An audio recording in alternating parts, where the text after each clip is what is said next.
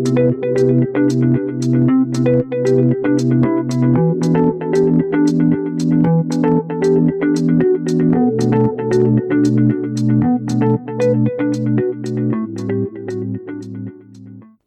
are listening to This Week in Palestine, Truth and Justice Radio, WZBC, Boston College.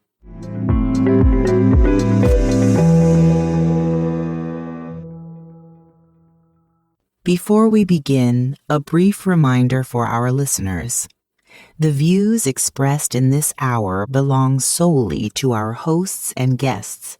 They do not necessarily reflect those of WZBC, Boston College, or its Board of Trustees. You're tuned in to This Week in Palestine, and this is not a space for polite restraint. This is a space where truth stands unmasked, truth spoken clearly, urgently, and without apology.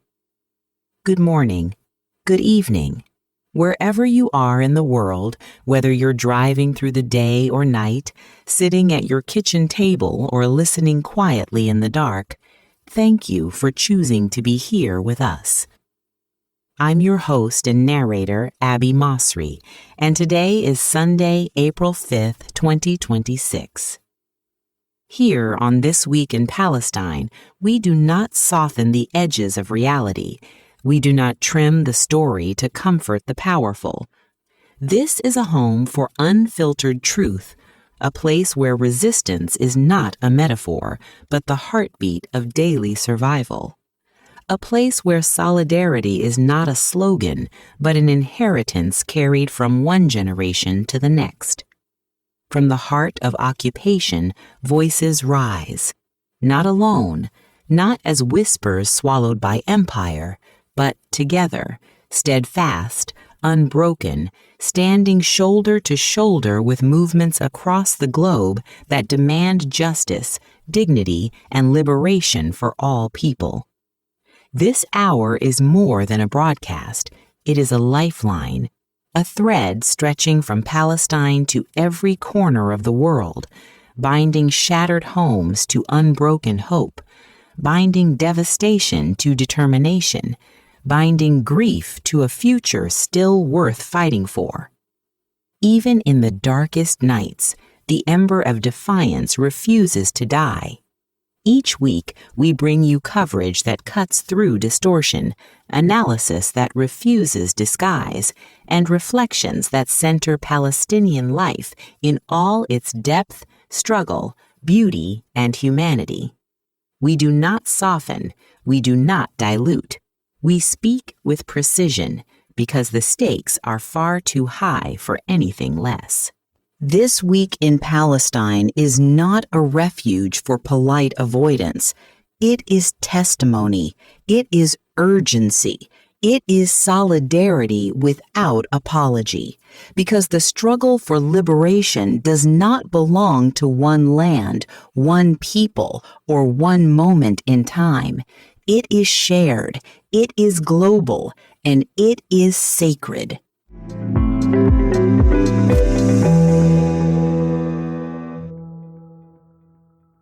As all news faded away about Gaza, West Bank, and Palestine, and all news now focused on Iran, today we turn our attention to that matter. But before we study the impact of the Iran war, we need to understand what's going on. The American actions of the past months have pushed the world into a period of rapid, destabilizing change, a kind of global turbulence that most people are simply not prepared for. You can feel it in the markets, in the headlines, in the quiet anxiety that sits behind every conversation. Something is shifting, and it's shifting fast. Economic pressures are piling up from every direction, rising debt, stubborn inflation, and a global financial system stretched thin. These aren't isolated problems, they're converging, all at the same time, creating a storm that no one in power seems willing to acknowledge honestly. And that's the part that should worry us most. Because while the warning signs are flashing everywhere, our political leaders continue to downplay the severity of what's coming. They speak in rehearsed lines, in polished statements, in carefully crafted reassurances that don't match the reality unfolding around us. Meanwhile, the world's supply chains, the arteries that keep everything moving, are showing cracks. Energy markets are unstable. Global trade routes are more fragile than the public realizes. One disruption here, one conflict there, and the entire system trembles. So what happens next? Who feels the impact first?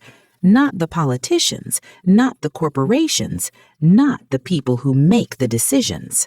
It's the ordinary people, the workers, the families, the communities who will feel the first shockwaves. They'll feel it through higher prices, through shortages, through instability that creeps into daily life. They'll feel it in the grocery store, at the gas pump, in their rent, in their savings, in the quiet fear of not knowing what tomorrow will cost. And here's the truth we need to face. Ignoring the warning signs won't make them disappear. Pretending everything is fine won't soften the blow. Looking away won't protect us. If anything, denial makes the coming shocks harder to withstand. We need to stay alert. We need to stay informed. We need to prepare for a world that may change faster than anyone expects. Because the pace of global change is accelerating politically, economically, socially, and the people who will navigate it best are the ones who refuse to be caught off guard. This is not about fear. This is about awareness. This is about responsibility. This is about understanding the moment we are living in, a moment where the decisions of a few can reshape the lives of millions. The world is entering a new chapter, one defined by uncertainty and rapid shifts. And if we want to protect ourselves, our families, and our communities, we cannot afford to sleepwalk through it. We must pay attention. We must ask questions. We must challenge the narratives that are handed to us. And we must prepare mentally, emotionally, practically for a world that is changing in ways we have not seen in generations. Because readiness is not panic. Readiness is wisdom. Readiness is survival. And in times like these, readiness is the only thing that gives ordinary people a fighting chance.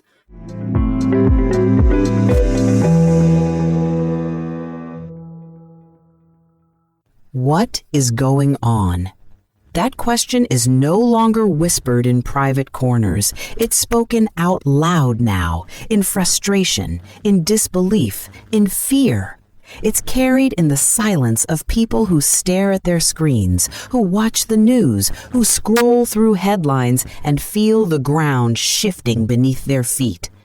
Because what we've been told, what we've been fed, does not match what we're seeing unfold before our eyes. For months, we heard the same lines repeated like a broken record. We are winning the war. Iran is begging for a ceasefire. Iran is finished. We control their airspace. We control the Strait of Hormuz. But every time those words were spoken, the world outside told a different story, a louder story, a clearer story, a story that did not bend to the script written in Washington. We were told Iran was on its knees. Yet Iran stood up, loud, defiant, saying no to a ceasefire, not once, not twice, but repeatedly, and setting its own conditions. That is not the posture of a defeated nation. That is the posture of a nation that believes it has leverage. We were told the U.S. military had total control of the skies, yet the skies lit up with Iranian ballistic missiles, missiles that struck Israel, missiles that hit U.S. bases, missiles that contradicted every triumphant speech delivered on every television except the American television. We were told the Strait of Hormuz was firmly under U.S. control, yet global shipping routes shifted, oil markets trembled, and even European nations quietly reached out to Iran, asking for assurances, asking for safety, asking for mercy. If we were truly in control, why would France, a NATO ally, feel the need to negotiate directly with Iran? Why would Iran respond with a demand so bold, so unapologetic, that it shook diplomatic circles across Europe? Remove American and Israeli embassies from your soil, and we will consider your request. That is not weakness. That is not defeat. That is power, raw, unfiltered, undeniable. And yet, here at home, our administration stands before cameras and tells us everything is fine, everything is under control, everything is going according to plan. But the world sees something else. The world sees a superpower stumbling. The world sees contradictions. The world sees confusion. The world sees a government that cannot keep its own story straight. Turn on international news and you'll witness a surreal split screen. On one side, the president declaring victory, insisting Iran is finished. On the other side, live footage of missiles streaking across the night sky, missiles that should not exist if Iran were truly destroyed. Two realities, one official, one undeniable, and we are expected to believe the official one. Then came the aircraft carrier incident, the moment everything felt even more suspicious. We were told the carrier withdrew because of clogged sewer pipes, a plumbing issue, an issue that will take 40 weeks to repair. That's the explanation given for why one of the most powerful symbols of American military might suddenly retreated 1,400 miles out of range. At the same time, Iranian sources claimed they had struck that very carrier. So which is it, a plumbing problem or a military hit? Why does it feel like we're being treated like children? Why does it feel like the truth is being hidden behind excuses that don't even sound believable? And here is the question that weighs the heaviest, the question no one in power seems willing to address. How are our soldiers doing? Are they safe? Did we lose anyone at all whose names have not been reported to the public? These are not accusations. These are not claims. These are questions, human questions, moral questions, questions any nation should be able to ask without being dismissed. Because every time the administration dodges, every time they deflect, every time they hide behind vague statements about ongoing assessments, the suspicion grows. Families deserve clarity. The public deserves honesty. A nation deserves transparency. Instead, we get silence. We get contradictions. We get a government that seems more concerned with maintaining a narrative than telling the truth. And all of this, every contradiction, every denial, every half-truth is happening against the backdrop of a region already on fire. The Middle East is not just unstable, it is unraveling. And the Palestinian struggle sits at the center of this unraveling. For decades, the West, especially the United States, has applied one set of rules for Israel and another to everyone else. One standard for allies, another for adversaries. One language for Palestinian suffering, another for Israeli security. And the world sees it. The world feels it. The world is reacting to it. As long as these double standards continue, the crisis will deepen. As long as Palestinian lives are treated as footnotes, resentment will grow. As long as justice is selective, instability will spread. This is not just a regional issue anymore. It is global. It is moral. It is a test of whether the world truly believes in human rights or only when it is politically convenient.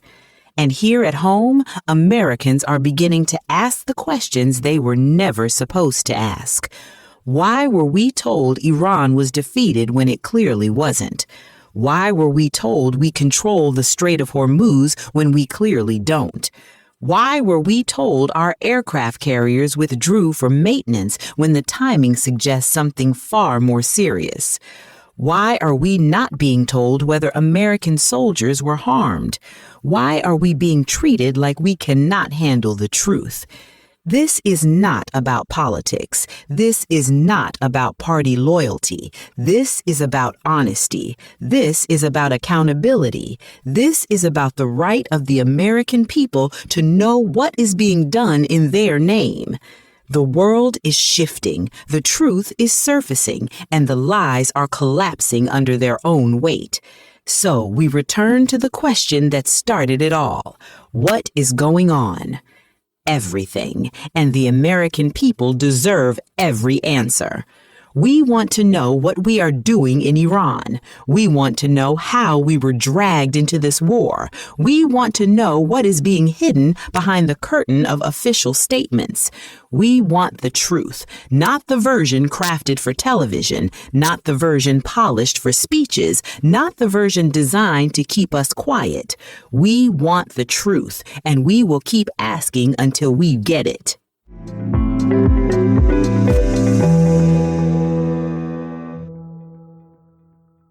So let's ask a question that almost no one in power wants to confront. What if it doesn't get better? What if the path we're on keeps spiraling downward, no matter how many speeches we hear, no matter how many promises are made, no matter how many times we're told to trust the process? What if we keep pouring our hardest earned money into a system that never pays us back? A system that enriches the wealthy, protects the powerful, and leaves everyone else scrambling just to stay afloat? A system that takes and takes and takes, and somehow always asks for more. Think about the billions, not millions, billions that leave this country every single year. Money that could rebuild our infrastructure, strengthen our schools, support our veterans, lower the cost of healthcare, and lift entire communities out of crisis. Money that could stabilize our economy instead of draining it. Money that could solve problems we've been told are too expensive to fix. And yet, year after year, those billions are sent overseas. And here at home, we're told to tighten our belts, to be patient, to wait for relief that never comes. So what happens in the next few months? What happens when the consequences of these decisions finally reach the people who had no say in them? These are not abstract questions. These are real, immediate, unavoidable realities. And then there's the decision that changed everything. The decision to enter a war without congressional approval. A decision that, in your view, dragged the entire country downhill, into chaos, into uncertainty, into a conflict that most Americans never asked for and never agreed to. You argue that this was a choice, one person's choice, and that the consequences of that choice are now unfolding in real time. You believe the situation is getting worse, not better. You believe the world is watching, reacting, and in some cases, laughing. You point out that global powers like China and Russia benefit from American missteps, that they gain influence every time the United States stumbles, that they gain leverage every time American leadership appears divided, distracted, or reckless. And from your perspective, you see them appreciating every mistake, every miscalculation, every moment of instability, because it shifts the balance of power in their favor. Meanwhile, ordinary Americans are left to deal with the fallout, rising prices, economic uncertainty, a sense that the ground beneath us is moving and no one in charge is willing to say it out loud. So today, you want to turn to analysis, not speculation, not rumor, but analysis. You want to explore what experts, economists, and geopolitical observers are saying about what may unfold in America soon. Not to create fear, but to create awareness. Not to spread panic, but to spark preparation. Not to point fingers, but to understand the moment we are living in. Because if the system keeps taking without giving back, if the economy keeps tightening while the cost of living rises, if global tensions keep escalating while domestic stability weakens, then we owe it to ourselves and to each other to pay attention, to ask the hard questions, to challenge the narratives handed to us, to look beyond the headlines and understand the deeper forces shaping our future. So let's listen, let's examine, let's break down the analyses of what may be coming economically, politically, socially, and what it means for the people who will feel the impact first. Because ignoring the warning signs won't protect us, pretending everything is fine won't soften the blow, and hoping for the best is not a strategy. Awareness is not fear. Awareness is responsibility. Awareness is preparation. And in times like these, awareness is the only thing that gives ordinary people a fighting chance. Let's listen to these analyses.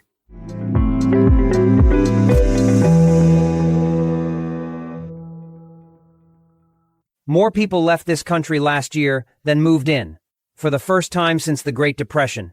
Let that hit you. The United States of America, the place that the entire world has been trying to get into for the last 250 years, just experienced negative net migration for the first time in 90 years. And it's not just immigrants being deported. American citizens are leaving in record numbers, applying for foreign passports, buying homes in Europe, moving to Mexico, Romania, Albania, anywhere that their money actually means something. Because right here at home, $18.8 trillion in household debt is sitting on the backs of American families. Bankruptcy filings just jumped 11% in a single year and are projected to hit 640,000 in 2026, the highest since the financial crisis. 80 million Americans are working side hustles just to pay their bills. The economy lost 92,000 jobs in February. Gas jumped $1 a gallon in 1 month. Grocery prices are up 25% since 2020. And they are not coming back down. Beef is up 14% just from last year. Car insurance went up 46% in 2 years, and 59% of the people watching this video right now could not cover a $1,000 emergency without going into debt. And while all of that is happening, only 17% of Americans trust the government to do the right thing. That is the lowest number since they started asking the question nearly 70 years ago. 1 in 5 Americans is actively considering leaving the country, and the people who are staying are working 2, 3, 4 jobs and still falling behind every single month. Something is broken, not cracked, not bent, broken. And most people still haven't realized how bad it's about to get. This video is going to show you 10 things that are happening right now in this country that should fundamentally change how you think about your money, your job, your future, and whether the life you thought you had is even coming back. And I need you to watch all the way through because by the end of this, you're going to understand something that most Americans won't figure out until it's already too late. Let me hit you with something that completely blew my mind when I first came across it, and I think once you hear this, you're going to feel the same way. For the first time since the Great Depression, more people left the United States last year than moved in. I'm going to say that one more time because I need it to sink in. More people moved out of America than moved into America. According to the Brookings Institution, the United States experienced a net negative migration of roughly 150,000 people in 2025, and the projections for 2026 say it's going to get even worse. Now, some of you are hearing that and immediately thinking this is just about deportations and immigration crackdowns. And yeah, that's part of it. The Department of Homeland Security reported 675,000 deportations and 2.2 million self-deportations last year. But here's the part nobody is paying attention to. It's not just immigrants leaving. American citizens, born and raised citizens, are packing up their lives and leaving this country in record numbers. The Wall Street Journal did a massive investigation using data from over 50 countries, residence permits, foreign home purchases, student enrollments, all of it. And what they found is that Americans are voting with their feet like we have never seen before. A record 6,600 Americans applied for British passports last year. Over 40,000 Americans secured Irish passports. About 10,000 people moved to Ireland from the US, which is double the number from the year before. More Americans moved to Germany than vice versa for the first time.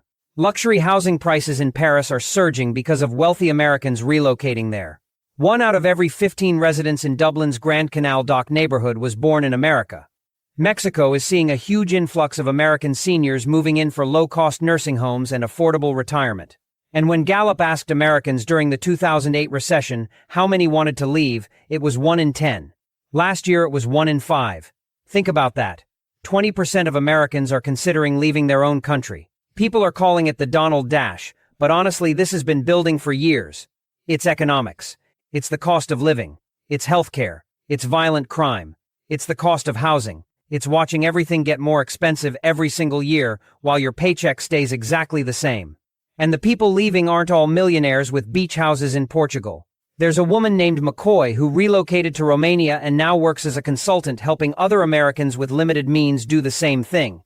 She said she's helped 15 American clients move to Albania who are living on Social Security or disability. She said in Albania you can survive on $1,000 a month. Let that settle in your brain for a second. Americans are fleeing to Albania to afford to live. That's where we are right now. And if that doesn't tell you something is fundamentally broken about how this country operates, I really don't know what will. The gig economy safety net just snapped. Alright, so one of the ways that a lot of people have been getting by over the past 5 or 6 years, especially since the cost of living exploded after the pandemic, is the gig economy. Driving for Uber, doing DoorDash deliveries, Uber Eats, Instacart, things like that. And for a while it actually was a pretty solid move. If you had a car and a phone, you could start making money within a week. You could pull in an extra $400 or $500 a week without that much effort. During the pandemic, there were sign-on bonuses and promotions everywhere, and it actually felt like a real option for people who lost their jobs or needed a safety net. But fast forward to 2026, and that whole picture has completely fallen apart. First of all, the gig economy is totally saturated. So many people jumped on this bandwagon that in some cities you're literally put on a waiting list just to start driving. And at the same time, the cost of doing the work has never been higher. Gas prices have jumped about $1 a gallon just in the last month since the Iran war started. CNBC just did a big piece on this, and the stories coming out of it are brutal. There's an Uber driver in the Bay Area named Leslie Sherman Schaefer who said it used to cost her $25 to fill up her Toyota Corolla. Now it's closer to $40. And she doesn't get reimbursed for gas. She said she relies entirely on the generosity of the tip, and most passengers don't tip at all. There's a DoorDash driver in Virginia named Sarah Noel, who now refuses any delivery that doesn't average at least $1 per mile because the base pay from DoorDash is $2.50 per order. $2.50.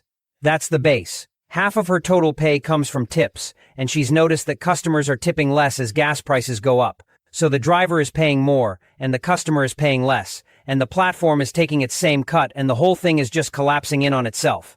Diesel prices have climbed 44% over the past month, which means independent truckers, the people who move everything you buy across this country, are getting absolutely crushed. A freight broker in South Dakota told CNBC that diesel has a 70% chance of hitting $5 a gallon. And when trucking costs go up, those costs get passed to literally everything you buy at every store you shop at. Gridwise, which is a gig worker analytics firm, says that food delivery companies have been gradually lowering base pay for years while depending more and more on tips to keep drivers out on the road. And here is the kicker. The Economic Policy Institute found that after accounting for all vehicle expenses, gas, insurance, tires, depreciation, maintenance, the effective hourly wage for most gig delivery drivers falls below the local minimum wage. Think about that for a second. People are out there grinding 12 hours a day in their own cars thinking they're building something, and they're actually making less than minimum wage once you subtract what it costs to do the job. And the platforms know this. DoorDash, Uber, and Instacart just rolled out temporary gas relief programs, a few extra dollars a week, some cash back on gas if you use their debit card. But drivers are saying it barely makes a dent. What used to be a safety net for millions of Americans has become a treadmill where you have to run faster every single month just to stay in the same place. And with gas potentially heading to $5 a gallon, this whole system could genuinely implode, which means millions of people who have been depending on this to pay their bills are about to find themselves with no plan B. Everything in this country is becoming a scam. Can I be honest with you guys for a second? Like genuinely brutally honest? Because I feel like somebody needs to say this out loud. Everything in this country is starting to feel like a scam. And I'm not saying that as some conspiracy thing or some doomer take. I'm saying it because the numbers back it up, and I think deep down you already know it. Let's start with insurance, because this one makes my blood boil. Car insurance premiums in this country surged 46% between 2022 and 2024. 46% in 2 years. The average American is now paying $2,256 a year just to insure their car, according to the Zebra's 2026 State of Insurance Report. If you live in Nevada, Louisiana, or Florida, you're paying over $300 a month. In Washington, D.C., the average is over $4,000 a year. And here's the thing that should really make you angry. A third of Americans, 32%, say their car insurance is straight up unaffordable. And 27% can't even afford their own deductible, which means even if something happens, they can't actually use the insurance they're paying for. They're paying every single month for something they literally cannot afford to use. And I saw this woman on social media talking about how her car insurance bill randomly jumped to $388, and when she called to ask why, they told her the cost of bodily harm went up because of inflation. She switched companies and saved $2,000 a year. $2,000. That's how much they were just taking from her, because they knew she wasn't paying attention. And these companies are banking on your exhaustion, guys. They are counting on the fact that you are too tired, too stressed, too overwhelmed by everything else going on in your life to sit on the phone for 3 hours and fight back. That is the business model. And it's not just car insurance. Home insurance has gone up 33% since 2020. In 2024 alone, there were 27 separate billion-dollar weather disasters in this country, which pushed reinsurance costs through the roof, which gets passed directly to you. Insurers have actually started pulling out of entire states. Florida, California, Louisiana, they're just leaving. And if you can't get private insurance, you get pushed into these state-backed last resort plans that have fewer options and often less coverage. And then you've got health insurance, which is its own horror show. You've got utilities going up, you've got subscriptions creeping up $1 here, $2 there, until suddenly you look at your bank statement and you've got $400 a month leaving your account in subscriptions you forgot you even had. The whole system is designed to extract money from you as quietly and as constantly as possible. And the second you stop paying attention, they take more. That's not a free market. That's a trap. And millions of Americans are caught in it right now, and most of them don't even realize how much they're losing every single month because the scam is designed to be invisible. Your grocery bill is a lie. When was the last time you walked out of a grocery store and didn't feel like you just got robbed? And I'm not talking about loading up the cart with steaks and fancy stuff. I'm talking about the basics. Bread, milk, eggs, some chicken, a bag of rice, maybe some vegetables for the kids. You grab what you think is maybe $60 worth of groceries and somehow the register says $130 and you're standing there like, what just happened? Well, let me tell you exactly what happened. Food prices in the United States are up approximately 25% since 2020. That is a cumulative number that nobody in Washington wants to say out loud because it sounds as bad as it actually is. The USDA's Economic Research Service just released their March 2026 food price outlook, and they're projecting overall food prices to rise another 3.6% this year. Food at home, which is grocery store food, is predicted to go up 3.1%. Food away from home, which is restaurants and takeout, is going up 3.9%. And those are the averages. When you break it down by category, it gets way worse. Beef and veal prices in February 2026 were 14.4% higher than February 2025, 14% in 1 year, on beef alone. And here's where it gets really sneaky. A lot of these food companies have figured out that they can't keep raising the sticker price on everything because people will stop buying it. So instead they just give you less. It's called shrinkflation, and 75% of consumers have noticed it, according to a recent survey. Your cereal box is lighter. Your chip bag has more air. Your peanut butter jar went from 18 ounces to 15 ounces, but the price stayed the same, or went up. They're hoping you won't notice, and honestly a lot of people don't, because we're all so exhausted we just grab the stuff and go. And now on top of all that, the war in the Middle East is creating brand new supply chain disruptions. Fuel costs for shipping are surging. Fertilizer costs are getting squeezed because of trade route disruptions around the Strait of Hormuz. Diesel prices have climbed 44% in the last month alone, and every single thing in a grocery store got there on a truck that runs on diesel. A supply chain expert from E2Open just warned that food companies have already pulled every price management lever they have from the pandemic and from tariffs. There's nothing left. If costs keep going up, they either raise prices again, which makes people furious, or they shrink even harder, which makes the product feel worthless. Either way, you lose. And you know what the most frustrating part is? When they tell you inflation is coming down. Yeah, the rate of increase is slowing, but prices are not coming back down. That $4 loaf of bread is not going back to $2.29. That's gone forever. You're not paying less. You're just paying more, at a slightly slower speed. And for the 62% of consumers who told FMI they're very concerned about rising food prices, that distinction means absolutely nothing when you're staring at a grocery bill that takes a bigger bite out of your paycheck every single month. The Great American Migration is breaking the map. Something massive is happening with where people are living in this country, and almost nobody is connecting the dots on what it actually means. For the past 20 years, the big migration story in America was people moving south. Florida, Texas, Arizona, North Carolina. That was the trend. Sunshine. Lower taxes, cheaper housing, opportunity. Especially during the pandemic, these Sunbelt markets absolutely exploded. Prices went up by the day. It felt like you had to beg someone to sell you a house. But now that entire trend is reversing, and it's reversing fast. Some of the biggest metro areas in the country are now losing population. Los Angeles gained 38,500 people last year, but lost 131,000. Miami lost 114,000. New York City's population has declined 2% since 2020, and their immigration numbers have been negative for 6 straight years. Overall, the U.S. population only grew 0.5% last year, which is one of the slowest rates in modern history. And here's the twist nobody expected. People are moving back to flyover country. The Midwest, places like Milwaukee, Cincinnati, Grand Rapids, Columbus, Indianapolis, and South Bend are seeing some of the biggest inflows of new residents in decades. States like Missouri, Indiana, and Wisconsin that used to be hemorrhaging people are now gaining them. And the reason is simple. It's the only place left where you can still afford to live. In Rockford, Illinois, the average home price is $170,000. In Cleveland or Toledo, Ohio, you can buy a house for $200,000. That's half the national median. And Rockford is actually the hottest housing market in the entire country right now, with home prices up 10% year over year.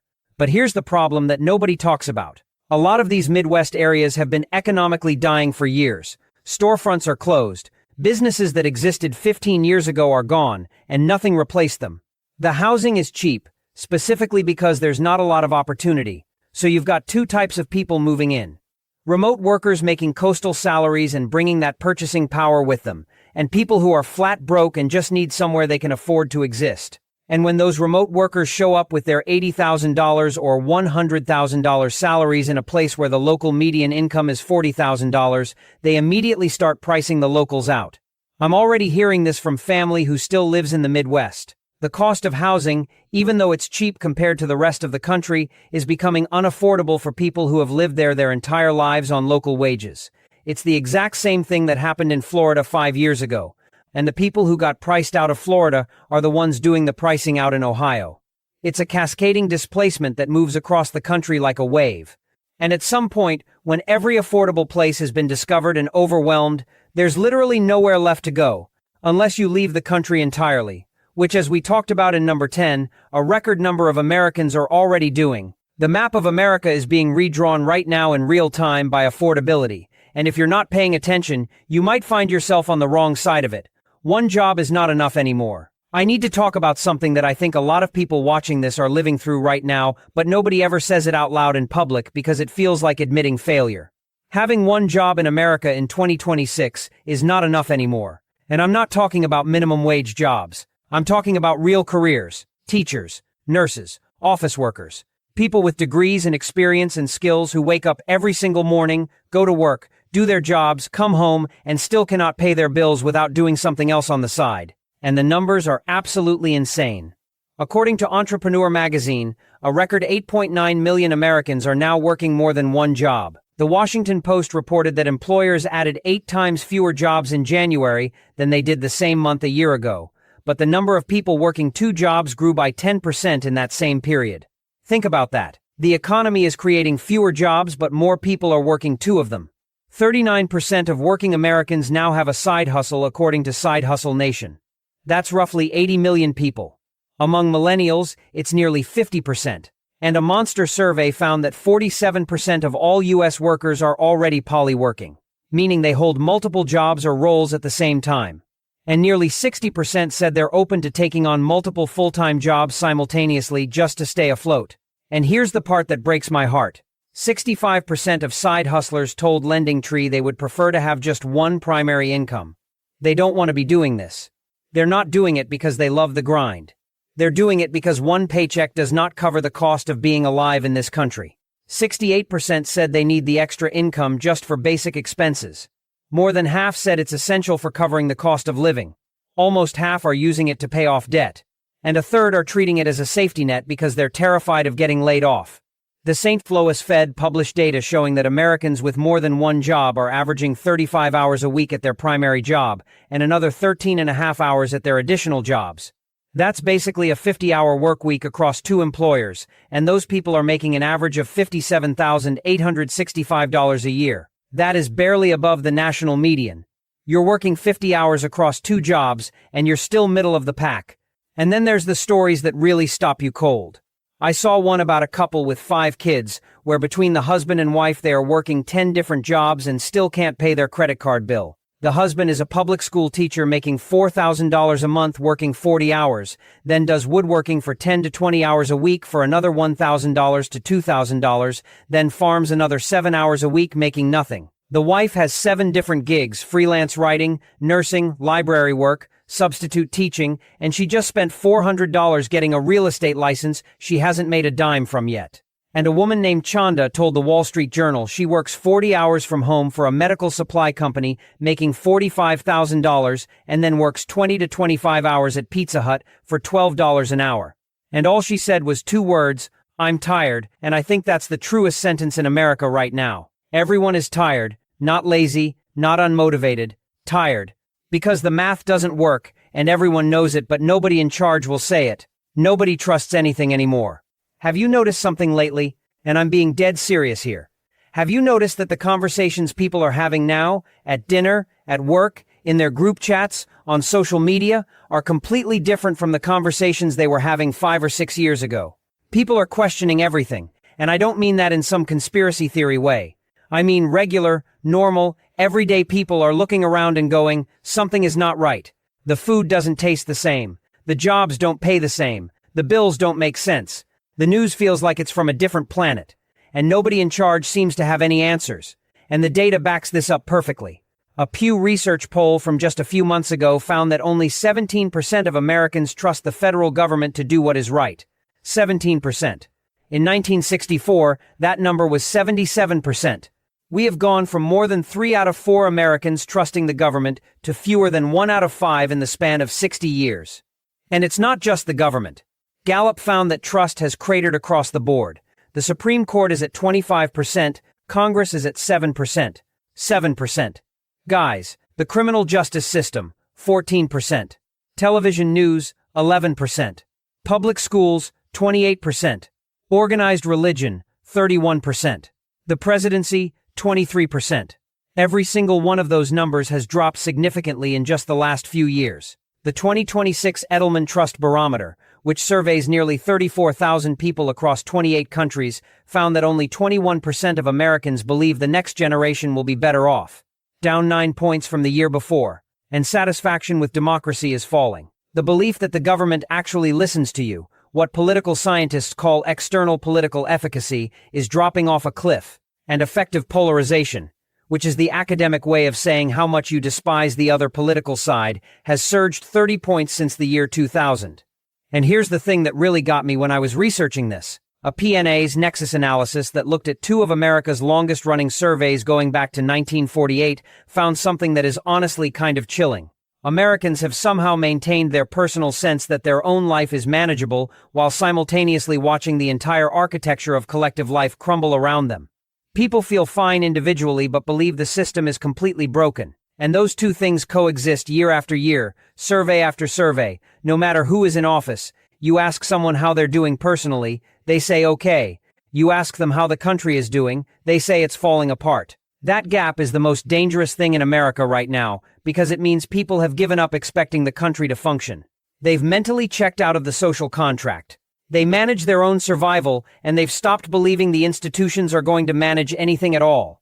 And when an entire population quietly gives up on the system while still going through the motions, that is not stability. That is the calm before something breaks. And if you've been feeling that yourself, if you've been having those conversations with people you trust, and everyone seems to be saying the same thing, that something fundamental has shifted since 2020, that things just don't feel the same anymore, you're not crazy.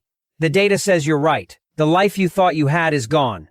I want to talk about something that doesn't show up on any chart or in any economic report, but I think is the most important thing happening in America right now. And it's this. A lot of people, maybe even you watching this right now, are mourning something. Not a person, not a place. They're mourning a version of life that they used to have that no longer exists. And they can feel it even if they can't fully explain it. Before 2020, life wasn't perfect. Nobody is saying that, but there was a feeling to it. A rhythm. You went to work, and it covered your bills. You went to the grocery store, and didn't do math in your head while you shopped. You could take your kids to a restaurant without spending $80 on chicken fingers and lemonade. You could get sick and go to the doctor without wondering if the bill was going to bankrupt you. There was a basic sense that if you played by the rules and worked hard and showed up, the system would more or less hold together for you. And now that feeling is gone. And I think what makes it so hard is that nobody really announced it. There was no single moment where someone said, okay, the old deal is over, here's the new one. It just slowly eroded. A little more expensive every month. A little harder to get ahead every year. A little less trust in every institution. Until one day you look around and you realize the country you thought you lived in is not the country you're standing in anymore, and people are dealing with this in very different ways. Some people are angry, some people are depressed, some people are checking out entirely, buying vans, moving to the Midwest, leaving the country, disconnecting from the news, going off-grid. You see it everywhere on social media. People saying things like, I miss the days when I didn't know all this. People saying nothing hits the same anymore. People saying 2019 was the last good year. And whether that's fully accurate or not, the sentiment is real, because something did shift, something fundamental changed in the relationship between the American people and the American system. A financial expert that I follow put it perfectly. He said the question he gets asked more than anything right now is when will things go back to normal? And his answer was the normal that people are thinking of will never exist again. That's not pessimism. That's just math. Prices went up 25% in 5 years, and they are not coming back down. Wages did not keep up. Housing doubled in many markets. Credit card debt hit $1.3 trillion. The trust fund that pays your Social Security is 6 years from running dry. Interest on the national debt is eating $1 trillion a year. And the job market just lost 92,000 jobs in a single month, while AI is replacing entry-level positions faster than new ones are created. There is no policy, no election, no single law that reverses all of that overnight. The old scaffolding that held American life together, affordable housing, reliable employment, functional healthcare, trust in institutions, a basic belief that tomorrow would be better than today, all of that has been dismantled piece by piece over the last 2 decades. And 2020 just ripped the curtain back so everyone could see it at the same time. So if you've been feeling like something is off, like the world doesn't operate the way you were told it would, like every month is a little harder than the one before, you are not imagining it, you are not being dramatic, and you are not alone. Millions of people are waking up to the same realization at the same time.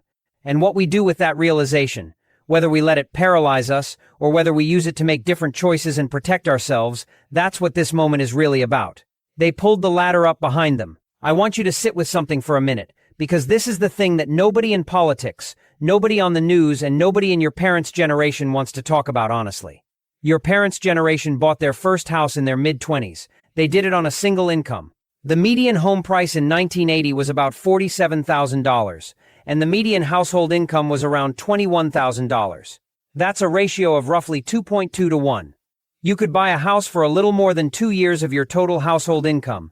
Today, the median home price is over $430,000, and the median household income is around $80,000. That's a ratio of 5.4 to 1. And when you factor in mortgage rates, which are sitting at 6.2% versus the rates previous generations locked in at 3 or even 4%, the monthly payment gap is astronomical. An American family now needs $114,000 a year to afford the median-priced home according to Realtor.com. That's a 37% increase, a $47,000 jump from just 2019. The average salary in America is $64,000. You see the problem. And it gets worse. In 1950, more than half of 30-year-olds in America had both a family and a home. By 1990, that number had dropped to about 43%, which was a slow and understandable cultural shift over 40 years. But then, between 1990 and 2025, it collapsed. It went from 43% to 13%, a 70% drop in just over 3 decades. Only 1 out of 8 30-year-olds today has the 2 things that used to be the absolute bare minimum markers of being a functioning adult in this country. And the median age of a first-time homebuyer has hit a record 40 years old. 40. Your grandparents bought houses at 23. Your parents bought houses at 28. And your generation is expected to wait until 40 and still probably can't pull it off. Meanwhile, Gen Z is carrying an average of $94,000 in personal debt, according to Newsweek. A third of them say they're financially underwater because of inflation and stagnant wages. Only 26% of Gen Z owns a home. And here's the part that should make you furious. 61% of baby boomers say they will never sell their homes. Not that they can't, that they won't. They're sitting on houses they bought for $75,000 that are now worth $500,000 with mortgage rates locked in at 3% or less, and they have no intention of letting those homes enter the market. So you have an entire generation hoarding the single most important wealth-building asset in American history, while the generations behind them can't even get in the door. And the cruelest part of it all is that the system that built that wealth for the older generation, cheap housing, strong wages, pensions, affordable education, functional healthcare, they systematically dismantled every single one of those things over the last 40 years. They got theirs, and then they pulled the ladder up behind them. Pensions got replaced with 401ks that put all the risk on the worker. Tuition went from affordable to predatory. Healthcare became a profit machine. Housing became an investment vehicle instead of a basic need. And then they turn around and tell you that you're not working hard enough or you're spending too much on avocado toast, while they sit in a house that's tripled in value doing absolutely nothing. The American dream didn't die of natural causes. It was killed by the people who benefited from it the most, and then closed the door so nobody else could get in. You are watching a country decide what it wants to be. Everything we just talked about in this video, every single number, every single story, every single data point, they're all symptoms of one thing, and it's the thing that nobody on either side of the political spectrum wants to name, because naming it means admitting that none of the easy answers work. What is happening in America right now is not a recession. It's not a rough patch. It's not a cycle that's going to correct itself in a year or two when the next president takes office, or the Fed cuts rates, or the war ends. What is happening is a country that is in the middle of deciding what it wants to be. And the reason it feels so chaotic and so disorienting and so exhausting is because that decision has not been made yet. Americans are fleeing the country for the first time since the Great Depression. The gig economy that was supposed to give people freedom is collapsing under its own weight. Insurance has become a racket. Groceries cost 25% more than they did 5 years ago, and they're not coming back down. Entire cities are emptying out while the Midwest fills up with people running from unaffordable lives.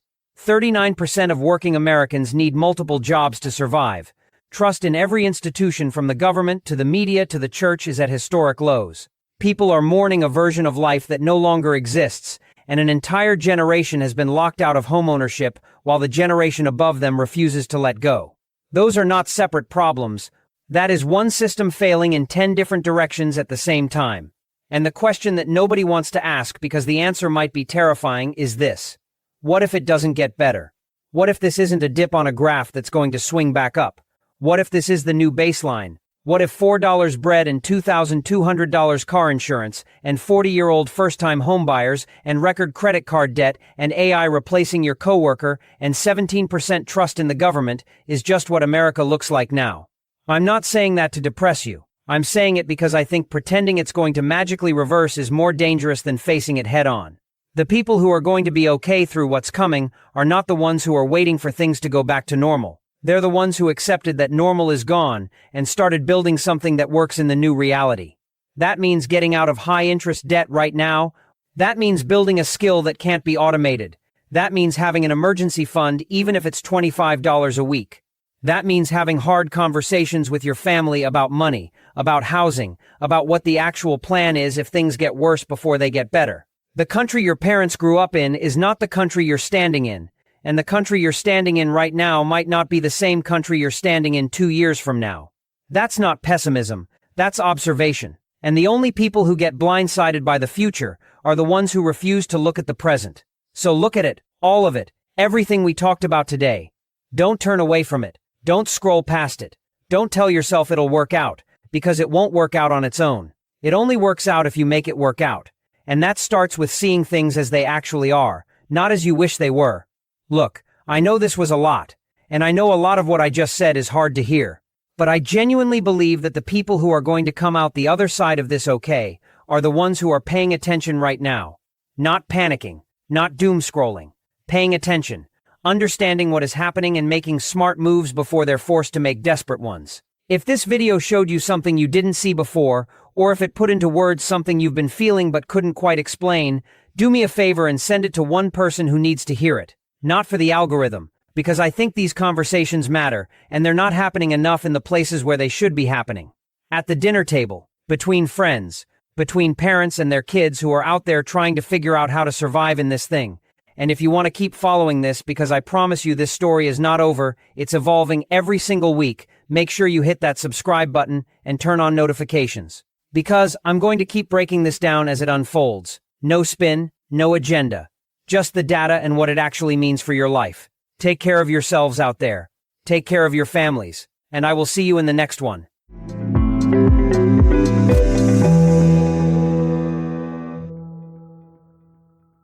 And with that, we arrive at the end of this week's journey together. Carry your curiosity with you. Carry your courage. And keep holding on to the questions that unsettle power, break open silence, and move us inch by inch toward justice. I'm Abby Masri, your host and narrator. It has been a privilege to share this hour with you, an hour rooted in unfiltered truth, in resistance lived with dignity, and in a solidarity that does not bend, does not bargain, and does not disappear when the world looks away. If something you heard today stirred something in you, if it challenged you, unsettled you, or called you forward, and if you ever feel the pull to sit behind this microphone yourself, know this: your voice has a place here. Reach us anytime at twippodcasts@gmail.com. To our listeners, thank you.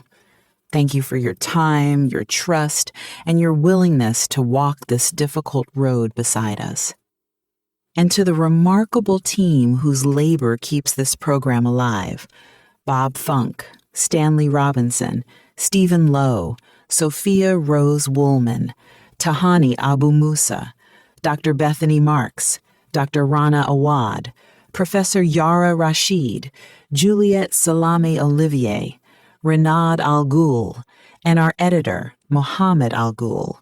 Your dedication, your clarity, and your steady hands are the heartbeat of this show.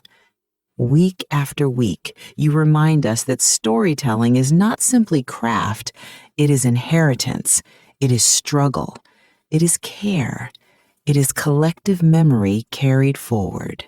This Week in Palestine is produced by Truth and Justice Radio, broadcasting for more than 2 decades from WZBC Student Radio at Boston College. If you missed any part of today's hour, you can find us on YouTube, Apple Podcasts, Spotify, Amazon Music, Podcast Index, iHeartRadio, Podcast Addict, Pocket Casts, Deezer, Listen Notes, Overcast, Castro, Podchaser, Castbox, Player FM, Good Pods, and True Fans. You can also explore our full archive on radioforall.net and archive.org. Just search This Week in Palestine or TWIP and look for the image of the little girl raising her hands in the victory sign. We're also on Million Podcasts, a platform uplifting Arab American creators and helping listeners discover new voices.